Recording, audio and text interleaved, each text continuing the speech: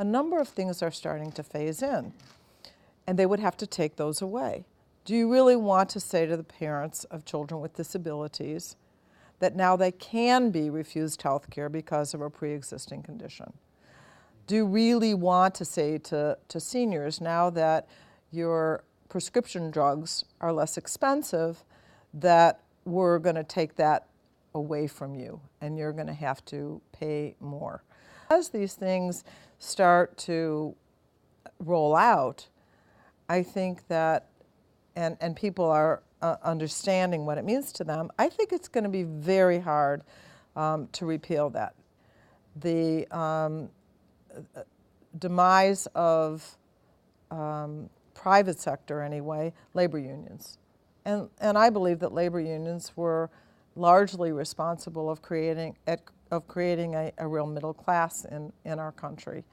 And there has been tax policy that has favored the wealthy, that has gone on so that now in the private sector there's only about 7% of organized workers. And now there's a major attack on public sector workers, which I think is definitely in part political. That when you talk about players in the political arena, that the organized labor is a major player on the Democratic side, and that trying to demonize and destroy those workers or those unions, I think, is definitely a strategy to minimize Democratic political power. My office is very involved in this on an individual basis.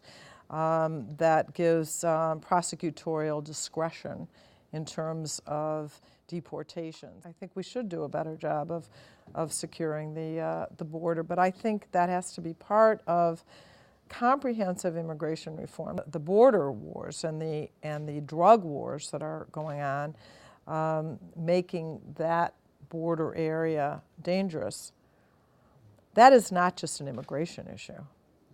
This is an issue that I think needs to be taken up, that has to deal with the war on drugs, that I think drugs won.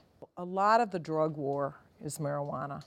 The majority of it is marijuana. I'm not one that says we should just legalize all drugs, but I think we have to have a conversation about is just doing more the same thing really the answer to this? There absolutely are ways that the government can not only put people to work, but to create customers that are going to help jumpstart the private sector.